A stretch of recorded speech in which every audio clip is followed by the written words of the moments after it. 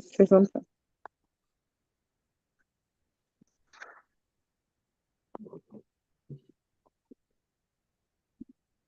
Officer, we can't hear you.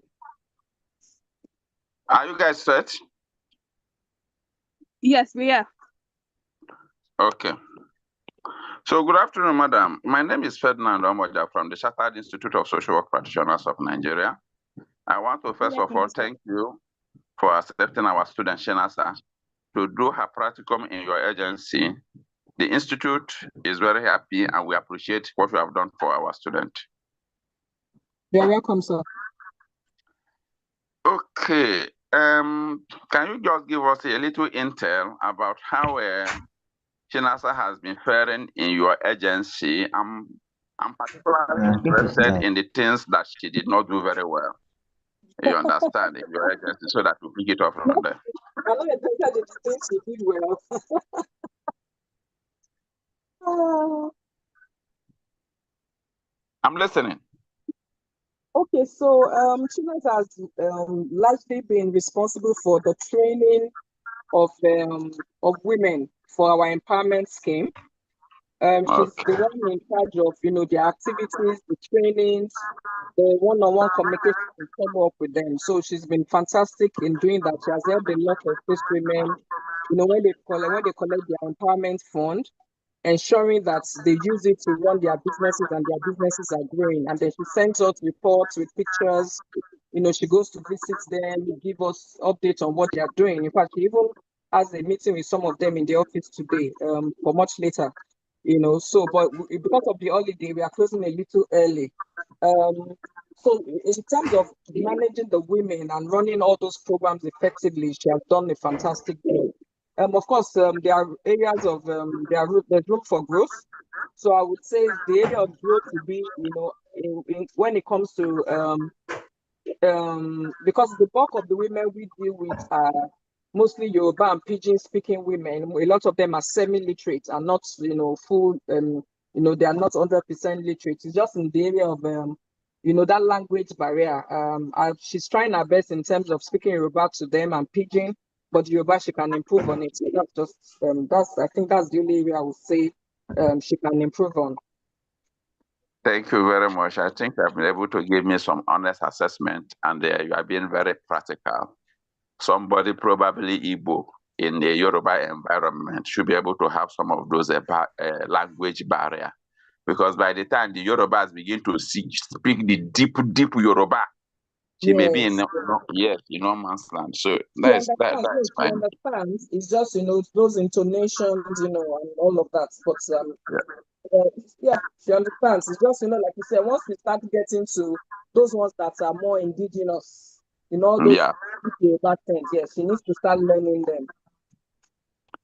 It's okay. It's okay, good one. So let me allow you, so that let me go to Chinasa and let her face me small. Okay, thank you very much. Yeah. All right, sir. You're welcome. You can use it. Hello, sir. Yeah, Chinasa. Yes, sir. Okay. How can you put us through to your supervisor? Have said one or two things you have been doing. Can you put us through to other details? From what I learned, it's like you are working with women group. Am I correct? Yes, so sir. What other things do you do? Is it an OVC program? And what? Is it an OVC program? OVC. OVC means orphan and vulnerable children. Yes. Okay. Go ahead. Okay. We also do with children in terms of education, looking for children who are in need. So we also give them school uniforms, textbooks, and we also do tuition fee for them, and also extramural lessons for the children. So we don't just stop there. We also got involved in the children's day-to-day activities, because at times it's not just about paying the children's school fees. Some of them, they are still lost because there is no guidance for them at home. So we're also there to guide them also, even after the school activities is over. Okay. Which means you work with the children, you work with their parents while they are caregivers. Do you do Yes. home visit? You do home visit? No, sir. Oh, okay. Okay, don't do home visit. They come to your agency. Yes. Okay. Apart from what I got, you also empower them, which is what it is called IGA, income generating activity. Yes. And you provide. So the supervision you do, where do you do it? Is it in the place where they open the shop? I want because since we don't do home visit, if you are doing home visit, I would have asked some more direct question. But since you are not doing home visit, let us focus on the income generating activity that you are providing for the household. So how do you do the supervision? Okay, their shops. That's the place they make the sales. Okay, that is the place you do the supervision. So what are the indicators to show that they are doing very well? We have the book that's for record keeping, and there are some other trainings we also do for them, which has to do with business ethics, attitudes, and every other entrepreneurship and skills they need. And Business also training. there's a program which we introduce to them, which we call AJO.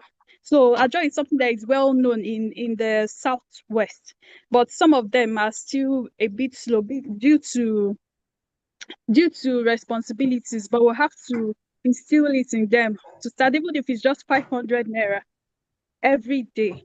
And with that, we're able to teach them, just like I said earlier, we're able to teach them because some of them, not even some, more than 70% of them didn't understand what record keeping was all about. So with that, they were able to differentiate between the expenses, the profits, and the capital from their business. So with that, they were able to start doing the job, which was helping them. And some of them, the family problems was already eating into their business. So we need to speak to them and tell them how to handle it.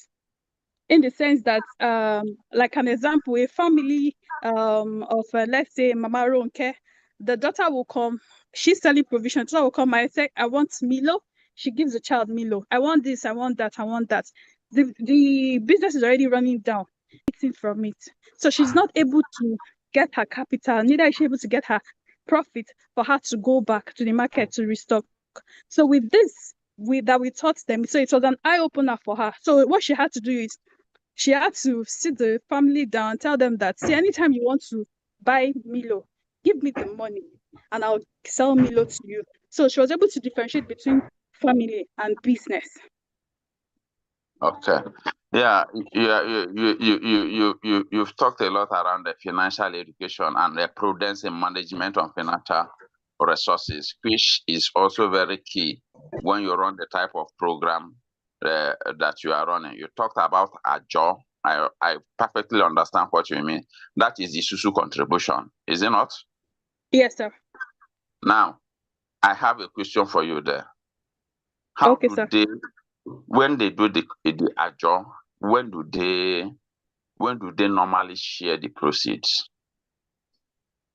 From the AJO. It Yes. depends. Sometimes they do it with us. Sometimes they do it with other registered Other job people. Yes. mm. So they share the So proceeds every end of the month. So it depends on when some people choose 2 months to take their money. Some people take 3 months. Some people say 1 month. So it depends.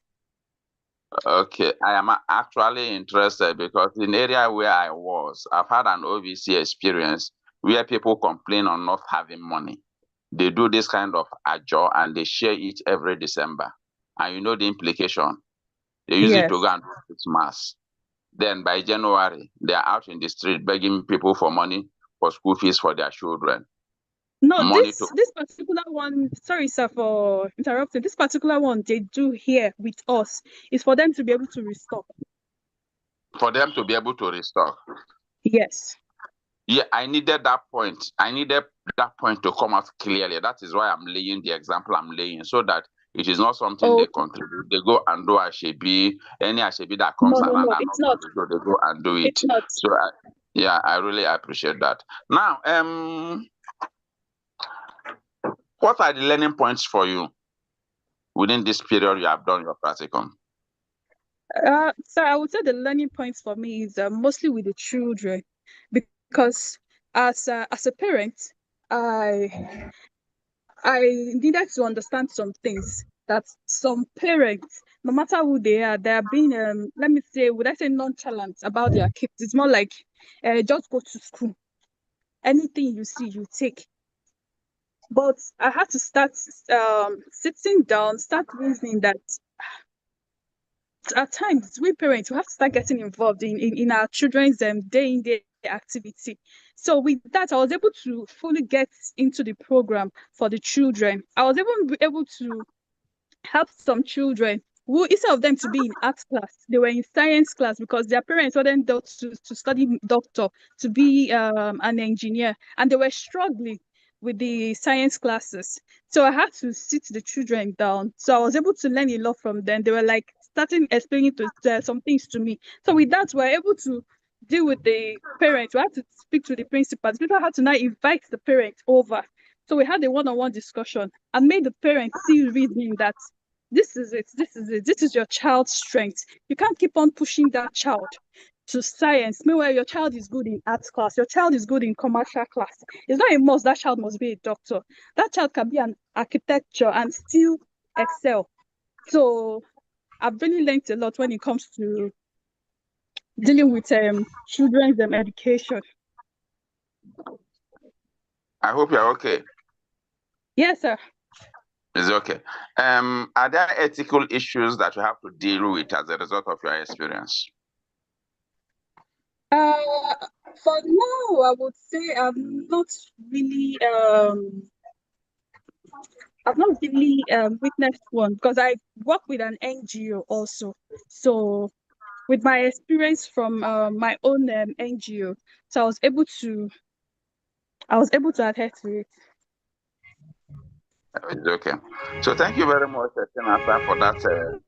For that, you have a very wonderful experience. I must say that, and it's good you are working with an NGO. I actually sometimes I have a reservation with Nigerian NGOs, but from what you have been able to explain, it shows that you are actually looking out at the real needs of the people. So thank you very much for your time, and happy holiday. Let me take on another person. Let's see whether we can crash this thing in 1 hour, 30 minutes, so that Okay, everybody can enjoy their holidays. Thank you very much, Shinasa. okay. All right. Thank you, sir. Okay, Yeah. bye. Yeah. John Olawale, I need to also make this point. After taking John, I will need to take Stella Willoughby. Stella has been having issues with network. So I'm just going to adjust to try to give human face to what we are. John Olawale, are you here? I am here, sir. John, how are you? I'm doing wonderfully well, sir. How are you too, sir? I'm doing great. So sorry for trying to switch because of the candidate that they are closing by 1:30. There's no problem, sir. It's okay. You say your supervisor will be available? Yes, he's here, sir. Okay. Let me say hi to him. Good afternoon, sir. Yeah. Good afternoon, sir. How are you today? I'm doing great. I'm good. I'm good. No, from your voice, from your facial appearance, I know you are good. Very good. Very, very good. I'm sorry. I'm sorry that we have to drag you out of your holiday because of this program. My name is Ferdinand. Okay. My name is Eva Joy Badebo, Director of Studies, Best Life College. Yes. Okay. Thank you very much for having our student to do his practicum in your school. Thank you very much. It's my pleasure, sir. Okay, can you give us a little intel into what John has been doing in your school, the way he has been performing? All right. As at the time he came in for his practicum, he came at the right time because we were not having a counselor on ground. And you know, in an organization of this nature, you know, there is need for a counselor on ground to be. Hello, can you hear me? I'm there. I'm here. Network. Okay. Yeah, for an organization of this nature, you need a counselor on ground. So, and when he came, there was no counselor for the learners that we have here. And we already have issues that are bothering us. So when he came, I had to introduce him to the PTA, and most of the parents welcomed the idea of his coming on board as at that time. And he's been helping in a great way in counseling the learners, especially those that we can say are a bit stubborn and rebellious. So he's been working with the parents as well as with the learners as well. Okay, thank you very much, Eva Joy, for giving us your time. Let me switch over to John. Okay, John. Thank you, sir.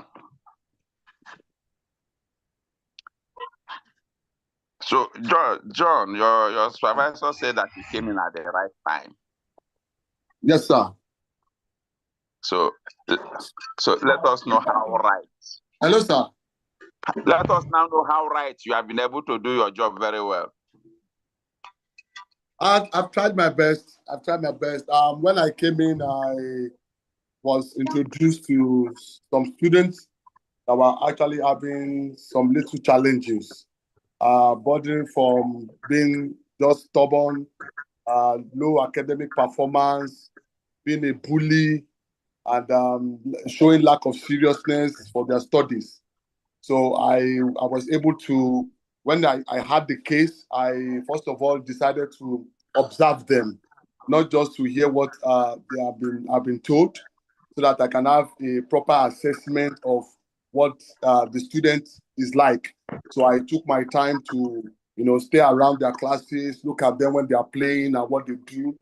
So after that, I started having a one-on-one discussion with them. Also, because they are young students, coming to talk to a stranger might be a little bit difficult.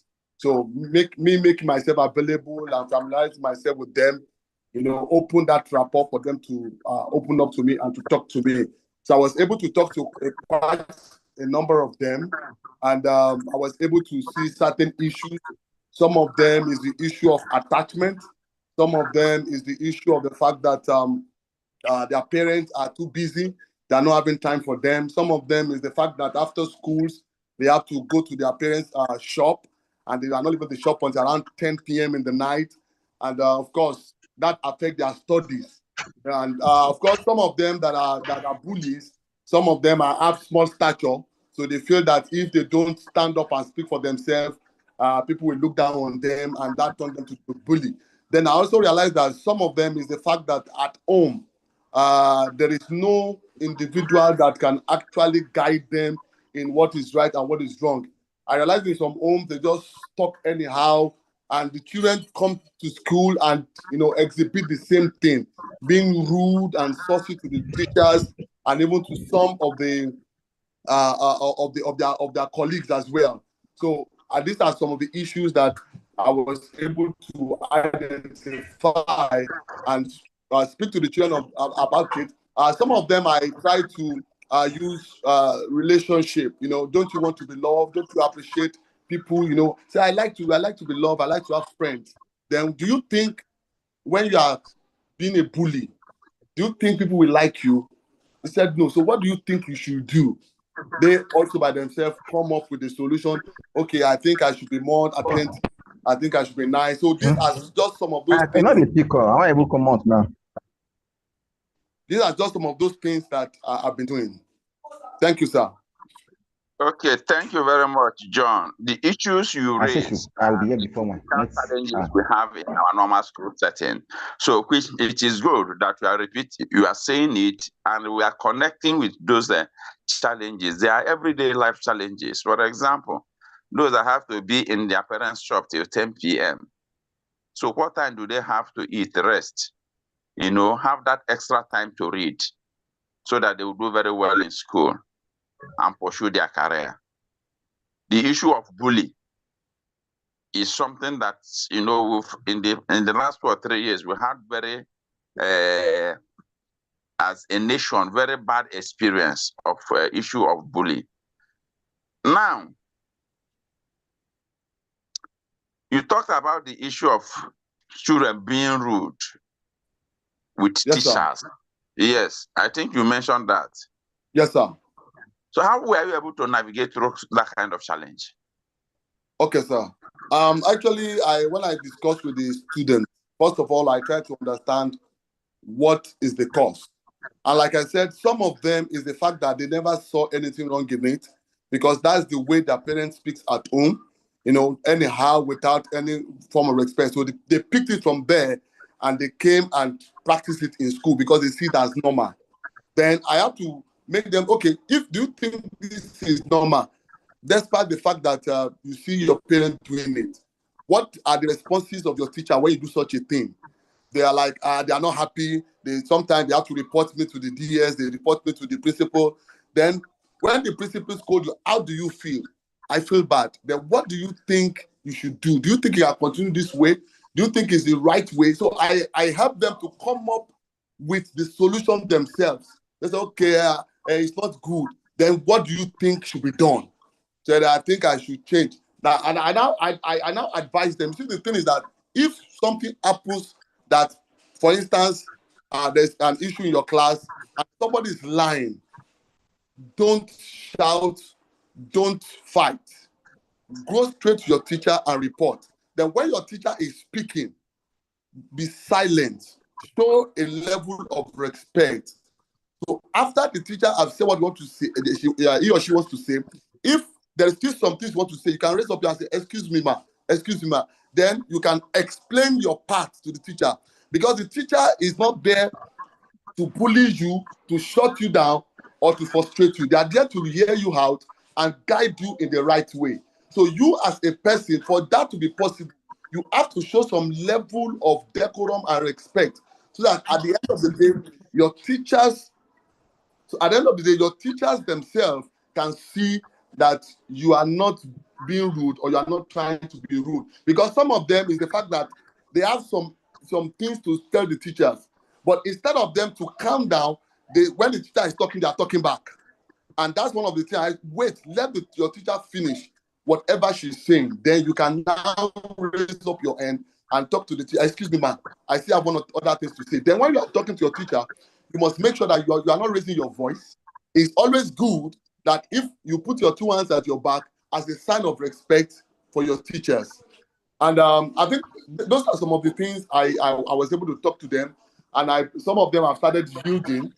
And it is easy for some more than others, but at least there have been a baby step here and there.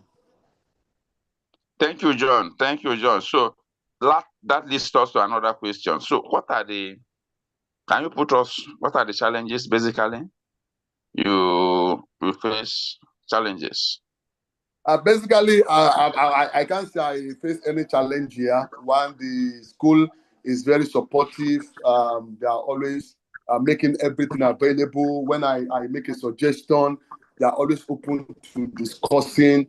And then, of course, the school also supports when there's a need, to reach out to parents. They are always there to do that. Even when some of the children actually have some need that the parents cannot afford, the school is always there to support. So I can't say I really have any challenge when it comes to my work here, at least as for today. Okay. So does it mean that you have you had a course of trying to speak to the parents of any of the students as a result of the case the child is having? What I did is that I work in tandem with the school. So in such a case, I allow the school to do that, because I'm looking at the fact that I am here for a short time. So if I do that, the school might not be able to know exactly what it is. So I discuss with the school, explain to them this is what I've discovered, and I think the parents need to do this, need to do that. Then they call the parent, although most of the time I'm present, and they discuss with the parent. And of course, some of them have yielded positive fruit, while others are yielded promises. Okay, thank you. That is a very good one, because you need to also ensure sustainability. Not that when you now engage with the parents, after 1 month you leave, when such they will now say, if John were around, You understand? But you have been able to create that. I think from what you have been doing, I think you have created the need for a school social worker in that school. Am I correct? Yes, sir. Okay. That is by the way. Are there any ethical issues you were able to,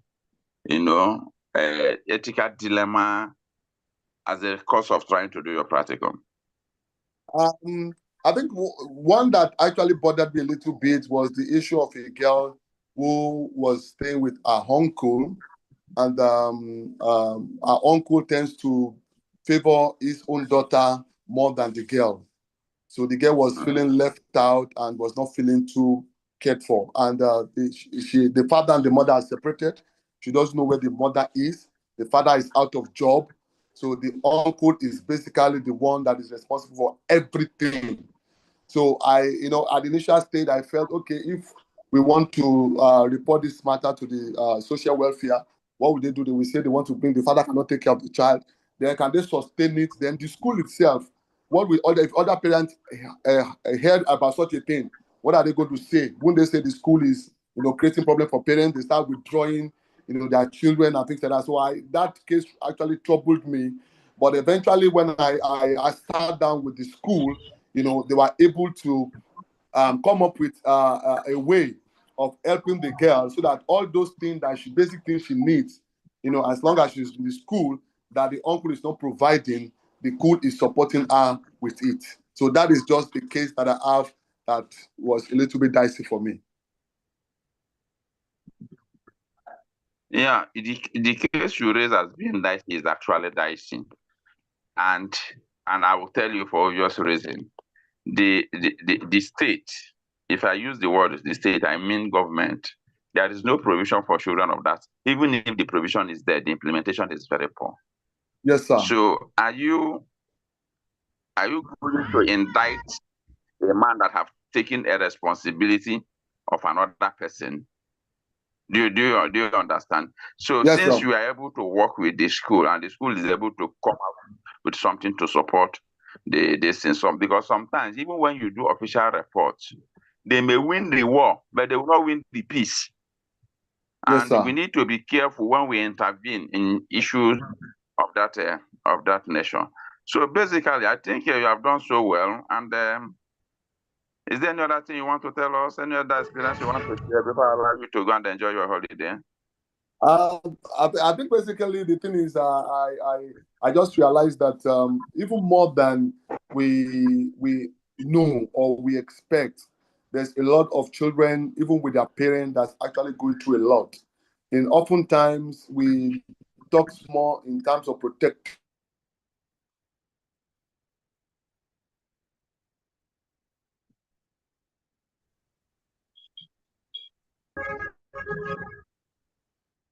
Hello, John.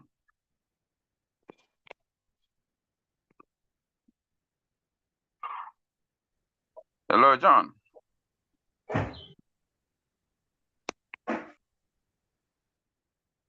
Okay, John, I think I'm almost done with you. The only question I had wanted to ask you is the learning point so that you will go. But if you are no longer, can you hear me, John? I think John is gone. I think we can take another person. If he comes in, we'll listen to him, then he will conclude.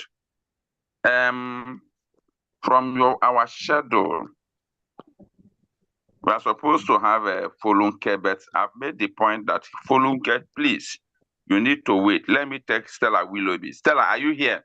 I can see Yes, you. sir, I'm here, sir. I'm here, sir. Stella, how are you? I'm fine, sir. I hope network is very stable now. Actually, I'm in my office, sir, as you advised. I'm in my own office. I left Okay. the orphanage and came home so that It's village okay. people.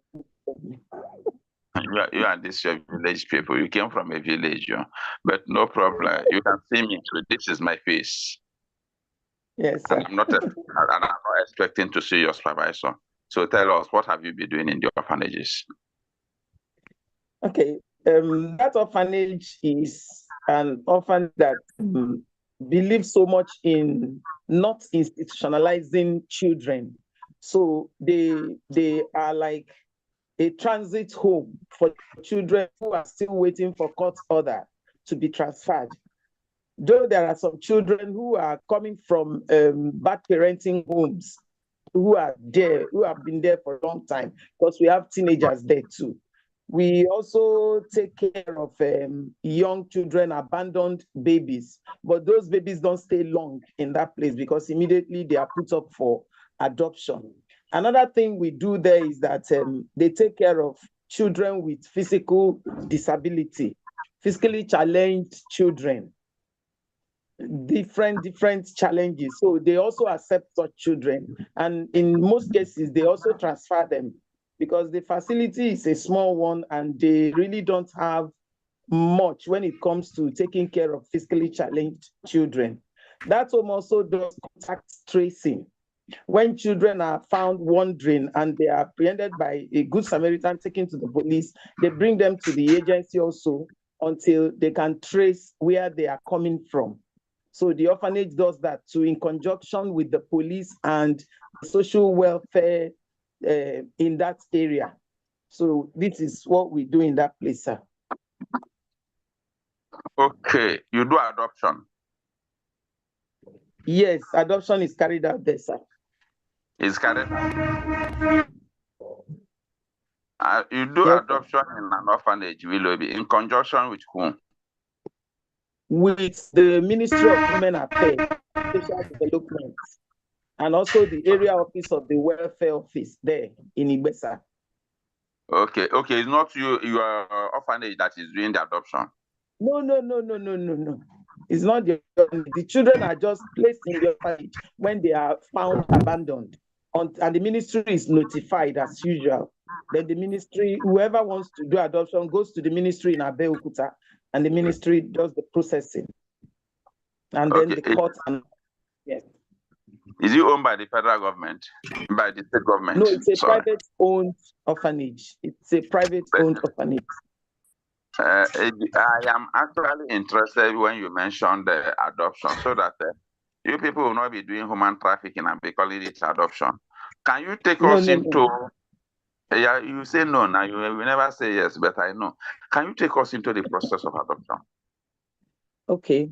The way they do adoption is that sometimes some people come directly to the orphanage when they know that it's an orphanage. You know, people always believe that, okay, this is an orphanage, we can get children from this place. So when they come there, we tell them that, yes, this is an orphanage, but we don't do adoption directly. Because it's in Ibesa, Ogun State. So you have to go to Abeokuta where they will tell you the requirements, the processing. So the person takes it up from there. So by the end of the day, what we know in the orphanage is that the area office of the social welfare will notify the orphanage that at so point in time, a prospective adopter is coming with some papers to look at the child. So after looking at the child, observing the child, they go back to Abeokuta. From there, they go to courts, they do their publication, do everything. The orphanage has nothing to do with all that.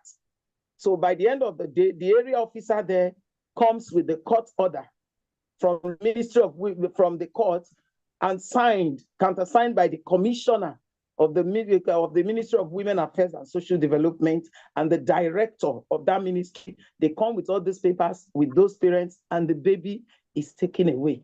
That is the way it is done. Okay, you guys are not directly involved with adoption, but you take care of abandoned. You also talk about children with disabilities. You also talk about children with disabilities. Yes. What do you do with those guys? Yes. Okay, let me give the case of Fatima. Fatima was found wandering all over the street around Abara. A girl, yes, sir.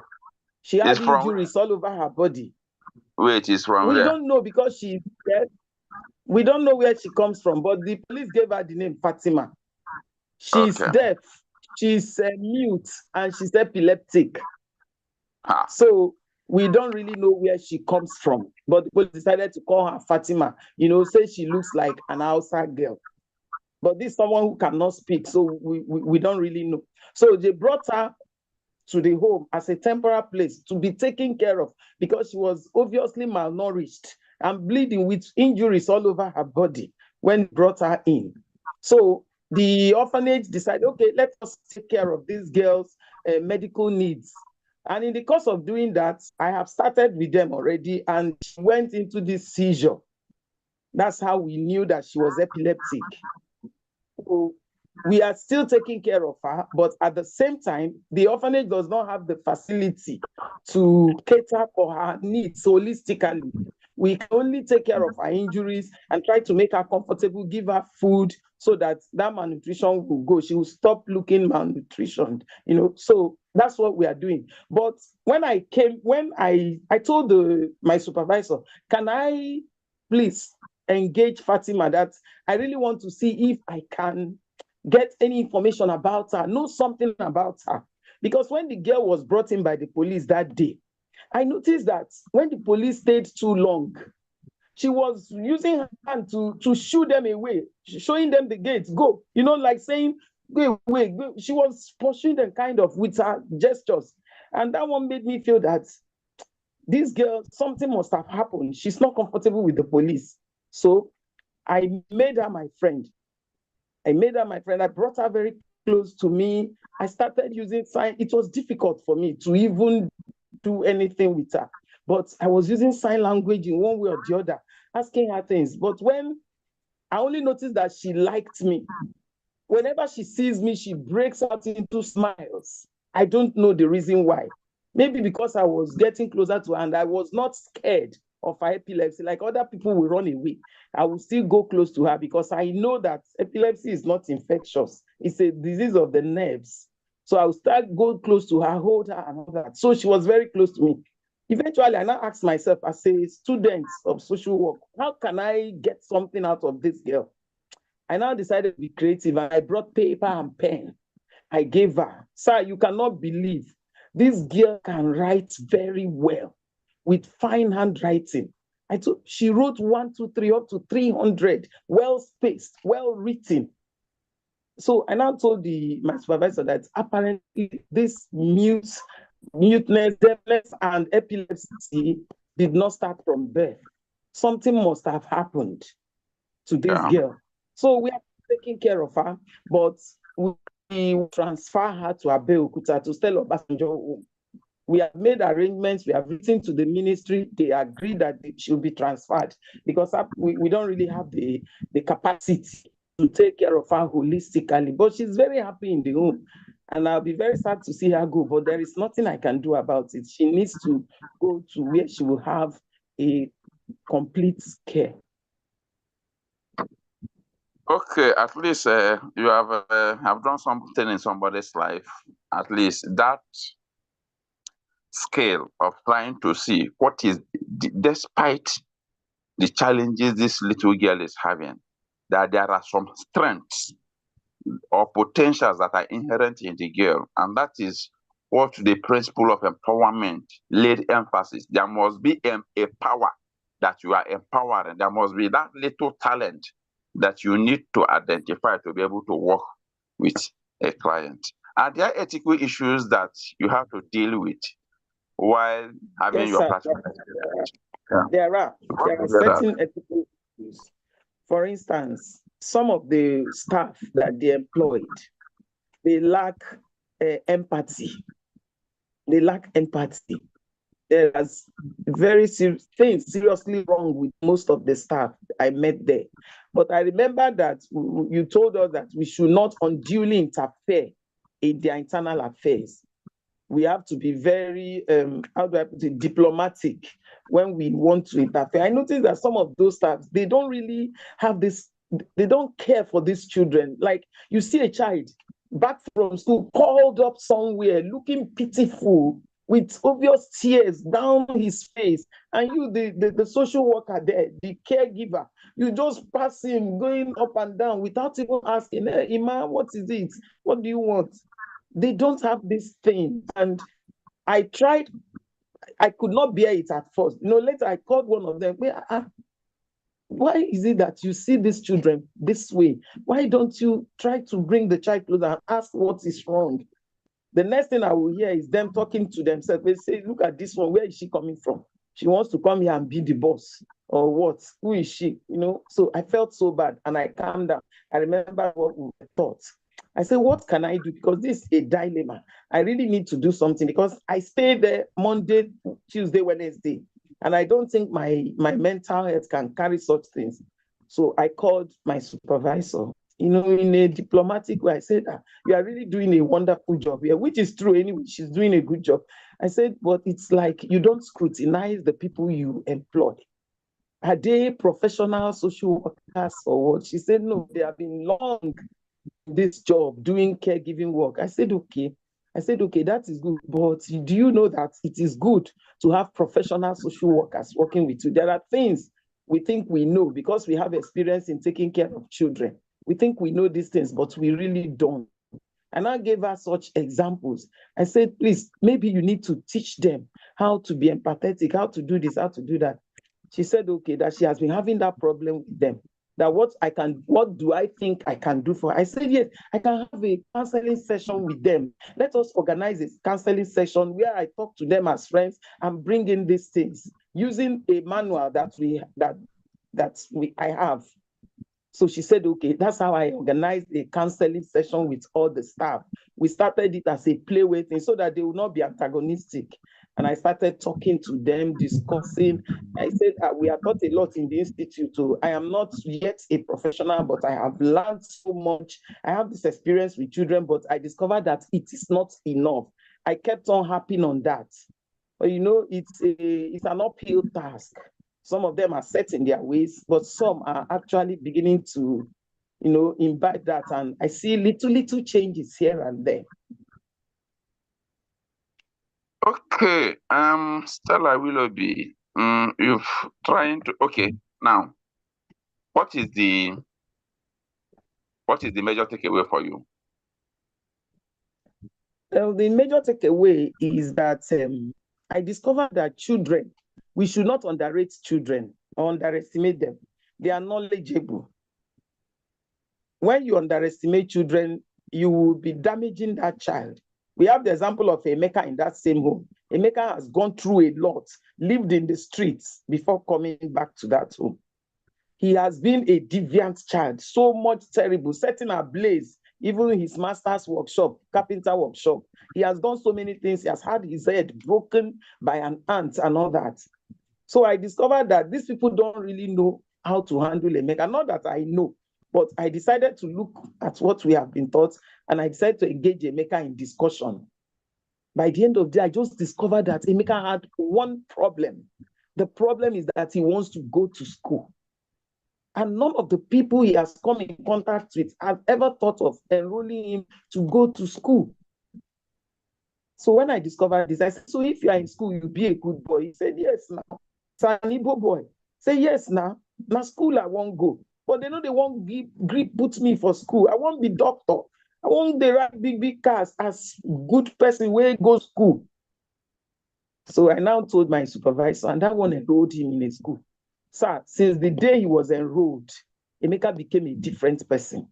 So I came out with that knowledge that we should not underestimate children with what they have in their head. They are very knowledgeable. I also understand that it is good to be patient and creative when you are dealing with children. When you are in childcare, you need to be very creative and patient. You need to be persevere. You need to persevere. And you need to be able to communicate with them, listen to them. Don't shoo them aside. This child, what do you know that you want to say? It's very important to listen to them because we can actually, by listening to them, understand the core of their problem and be able to help them. Yes, the last experience you shared so much talked about proper assessment of a client. And that is where some people make mistakes in social work practice. If you do the wrong diagnosis, if you do the wrong assessment, the intervention is going to be faulty.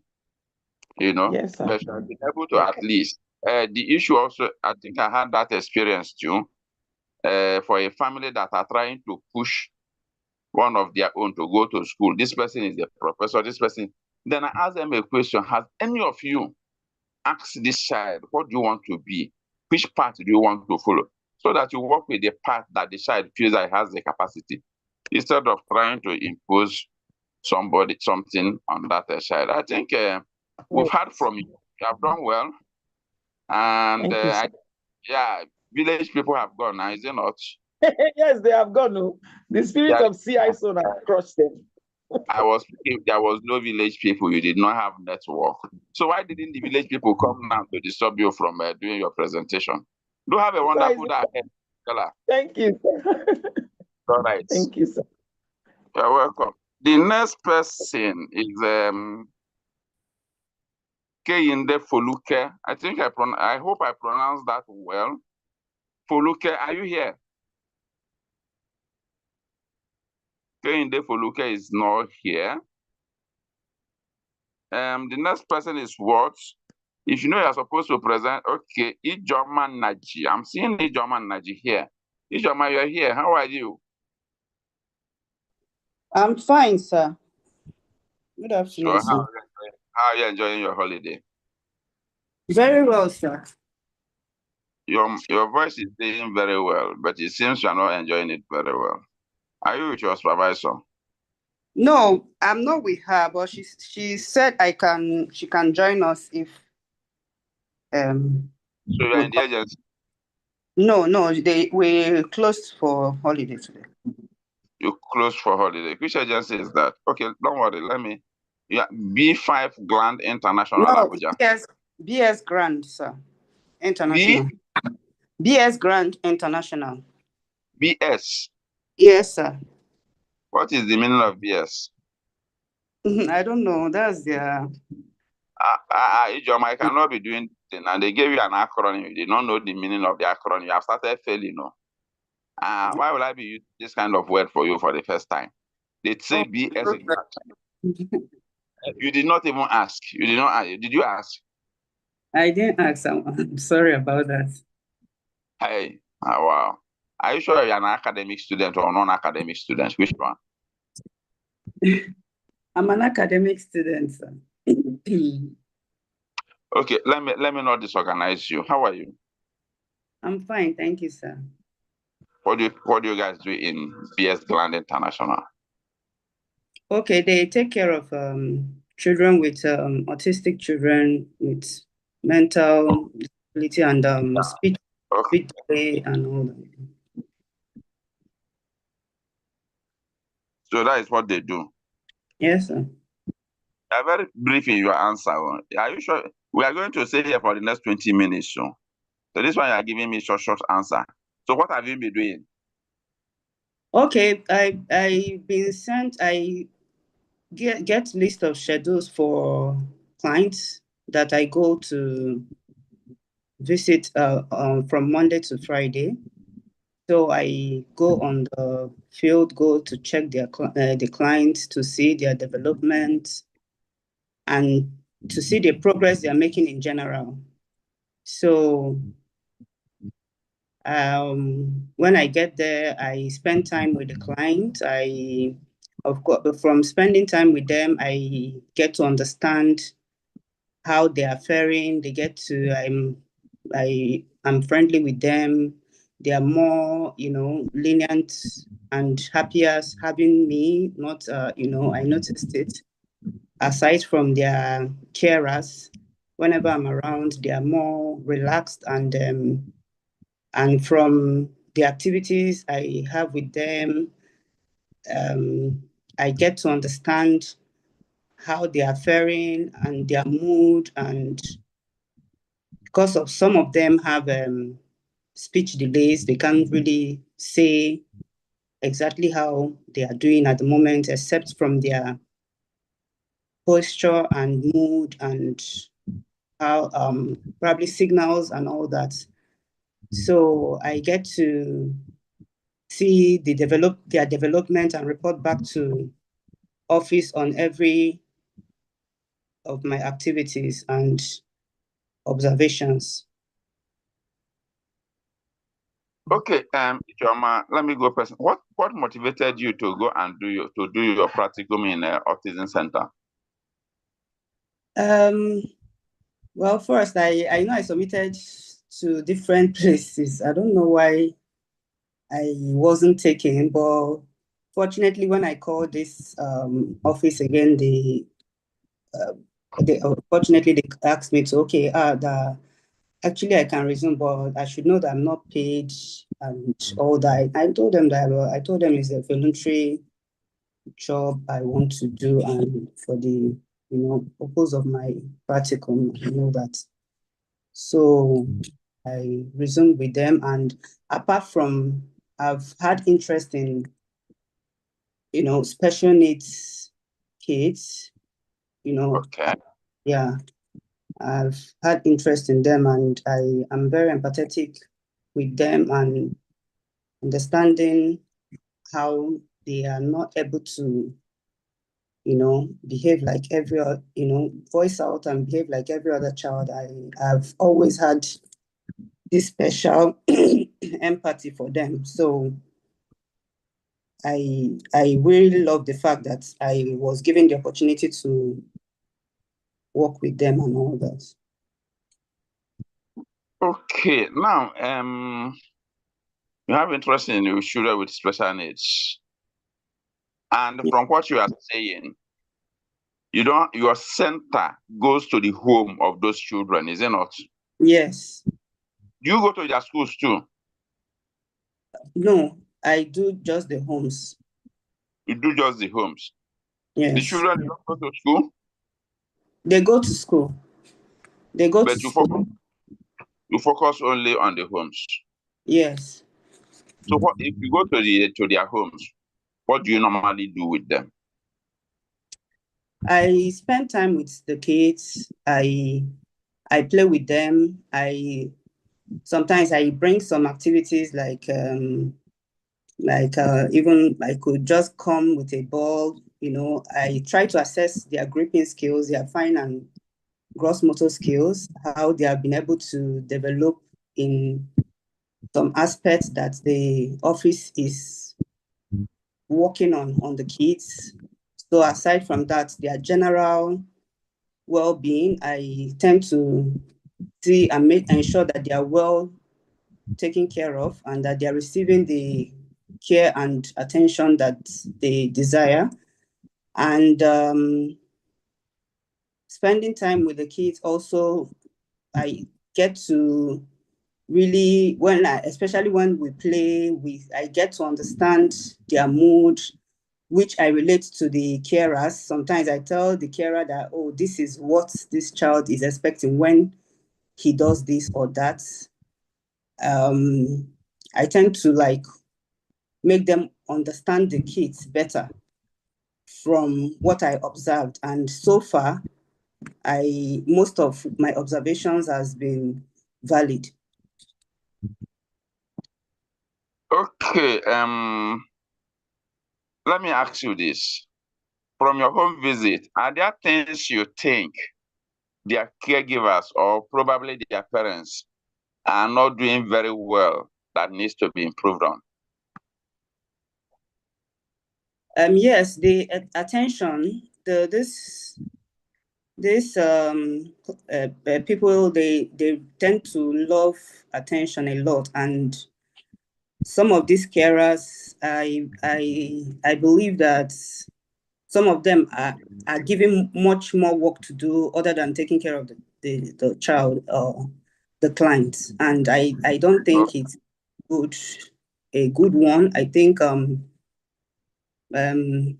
having giving them more attention, they crave for it, because I notice it anytime, how you know that this person has really been craving company and has been lacking, and it has been lacking probably when I go out and they do what they are used to doing. So, and that's the reason why they hardly observe what the needs and some of the ways they are trying to communicate to you to let you know that this is what I want to. So I think that's part of the reason why they hardly get that properly. Do you guys make provisions for trying to have a session with the parents so that Yes. you communicate concerns to them? Yes, we do. I communicate with the parents. I also get to get their views on how the child, how they feel, if they feel the child has been improving, and what their expectations.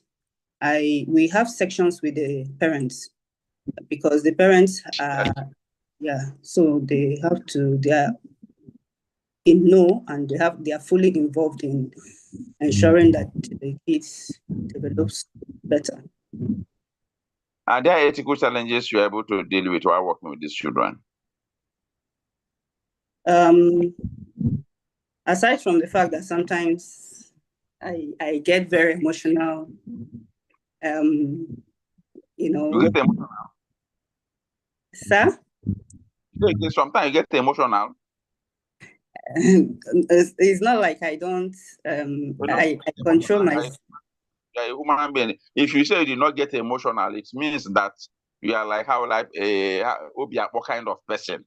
So that you get emotional is not a problem. Where the problem is when you communicate the emotion to the client.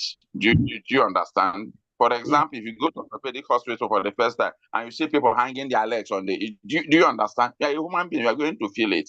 But that is the way you will react. You sound very hopeless and it will communicate the wrong signal to the client. So I don't have problem with you, but I was looking at aspects but as a social worker, try to control it without letting the client know that you are being emotional. That is fine. Go ahead. Yeah, and I've had a case of some of their clients that canceled probably because of funds, and I wish that there is more support and towards them. So, and basically, those are what I can cite for now. Before going to this agency, have you ever had contact with any child that is having issues with autism? Yes, I have. What was the first one? I had a niece that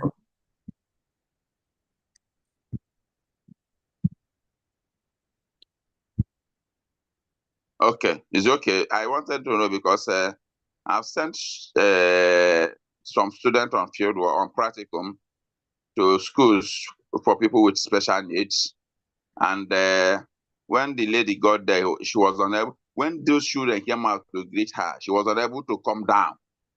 It was a very big shock, for her to see people in that kind of environment. And that is the essence of this practicum. There are some cases that you hear about, you would think that they don't exist, but by the time you begin to do your practicum, you begin to encounter them in real life.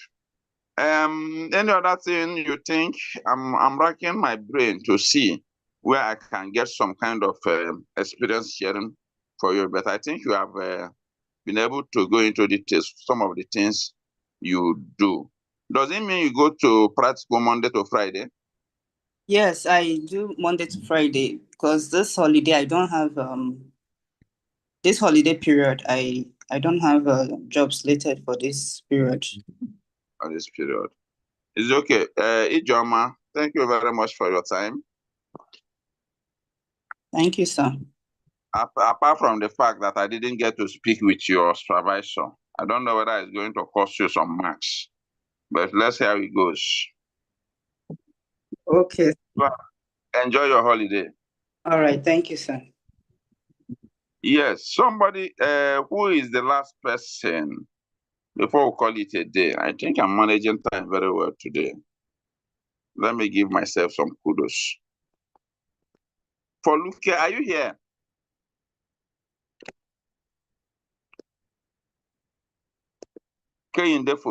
Please, please, guys, can you give me 1 or 2 minutes? Let me try to call her on a normal call. Let me know what the problem is.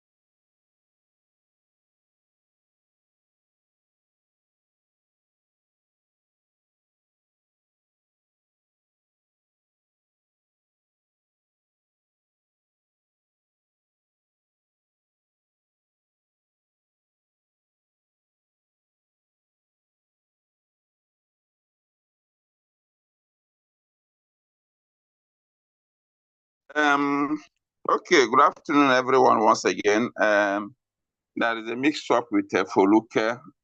Maybe we need to reschedule her again.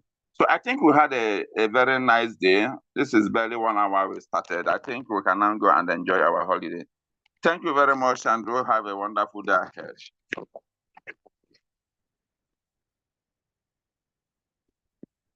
Are you still there? Thank you, sir. All right. Okay, now. See you guys.